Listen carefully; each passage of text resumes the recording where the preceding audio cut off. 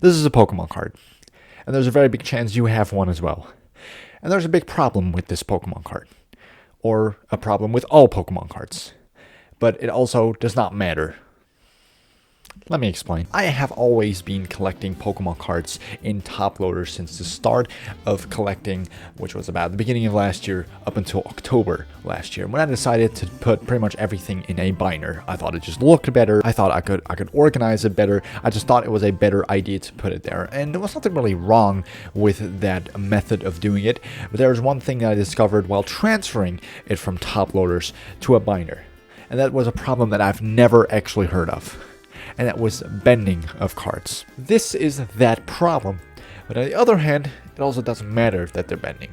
But first, how do they bend? Like, how the hell does it happen? And why would it be such a big problem? There's one key difference between these two Pokemon cards.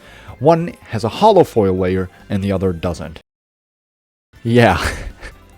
That's the major problem. So let's take this hollow foil card and explain why this happens. Everywhere you come is air, obviously, and obviously there's always a certain level of moisture in the air, and there's not really anything wrong with that, except for when there is too much moisture in the air. Then this is going to happen. I can't exactly explain it to you, but it pretty much comes down to that the edges of the card want to come together, like pretty much either like this, or in this case, like that.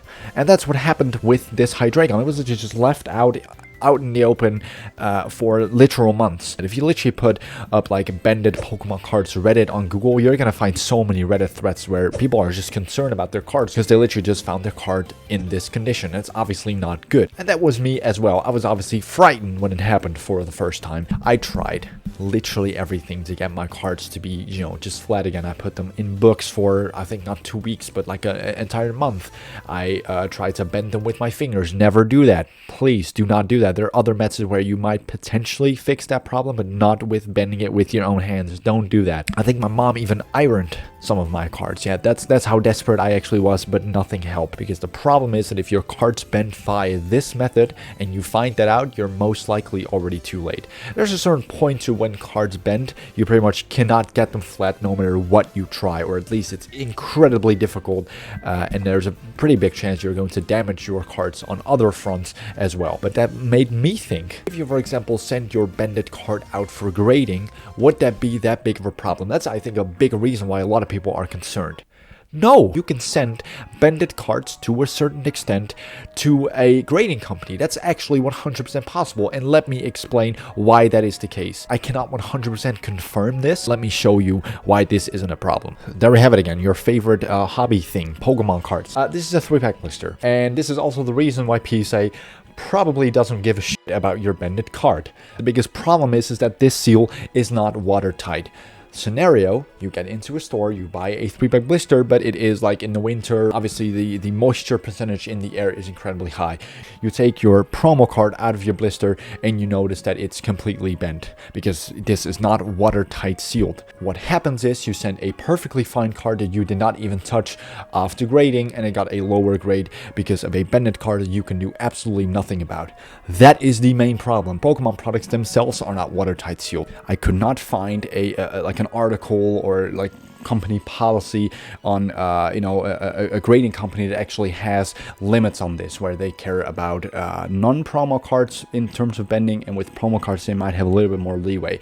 It could just be that internally that is just how they grade. They just keep it in the back of their minds, but I cannot confirm to you that this is the case. Okay, what are the things that you can actually do? Because I have some experience in this field. I had a lot, and let me emphasize, a lot of stress trying to fix this problem. And that's the biggest reason I'm making this video. You should not stress over this. If you are in an environment that has too high of a moisture percentage to actually fix this problem, you're not going to fix this problem. The only fix you can actually do to 100% prevent it is either get a different house or get a different room. I need to move the entire collection away from my room, and I don't want to do that because I need to make videos about it. I look at my collection, I do other things with my collection.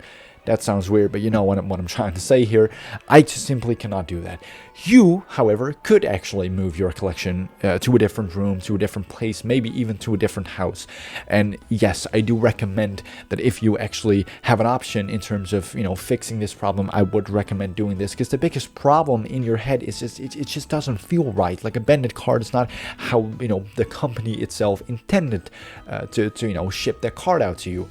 On the other hand, they don't do enough to fix this problem, in my opinion, but there are some other methods if you are in a room that is just not going to fix the room itself, but there are some other things that you can do. Let's take our Paris from earlier, and let's imagine that this is a card that actually has a hollow foil layer on it. You want to protect this card. There's a thing that you can do, which is called double sleeving. If you buy penny sleeves, those sleeves are not intended for Pokemon cards. They're just pretty much TCG wide. They're pretty much all size. But you can actually buy perfect fit sleeves, as they are called. Just, you know, sleeves that are perfectly made for Pokemon cards. Let me show you. You pretty much take a perfect fit sleeve, you put it upside down on the card so that the opening is at the bottom, and then you pretty much just put that card into a normal penny sleeve. What you create with this is a somewhat, in my case, a somewhat closed off opening all the way in the bottom. Obviously, this does not work perfectly with some like loose plastic sleeves, but you can buy something like, you know, like hardback sleeves that have a more protective back of the sleeves, more comparable to Pokemon Company sleeves. I'm gonna link a video in the description of someone that actually showcases this in water. Like, he literally double sleeves that card and puts it in water, so you can actually see that it's fully waterproof. This is probably the best tip that I can give you. The biggest problem is that it's air we're dealing with here. If you even have the card a millisecond into the space you're not supposed to have it in, there's going to be that moisture on the card, so you got to probably leave it out. I just put my cards in this type of sleeves because I don't have that money. Like, those sleeves are actually a little bit more expensive, and I just put it in a binder, and I put that binder in a plastic box that has silica gel packs, which obviously absorb water. Silica gel packs come with like shoes and with like medicine and stuff, and those pretty much just absorb water. I think that's literally their entire function. So I at least do, I think, enough to not fully make the card bend, and that's the thing I care about. I don't want to bend it enough that if I do send it out to grading, so if I would ship my cards out like this, they're not going to grade well. That makes sense, but that's because you're not doing anything to solve the problem. That is also one of the things I'm trying to advise you. This is not a video to not make you do anything. It's just make you not have so much stress that you're trying 10 different methods to solve a problem that you're most likely not going to fully solve. The best solution is doing it better next time, which, yes, does unfortunately mean that if you have current cards, there's a very big chance those are in a condition that are either unsolvable or just incredibly tough to deal with. That's just what it is. I wish I could tell you this problem earlier, but I hope that you are a beginning collector that just discovers this video. And yeah, hopefully you're not going to do these mistakes yourself as well. And yeah, I'll check you guys with the next one. Yeah, that's it. Thank you.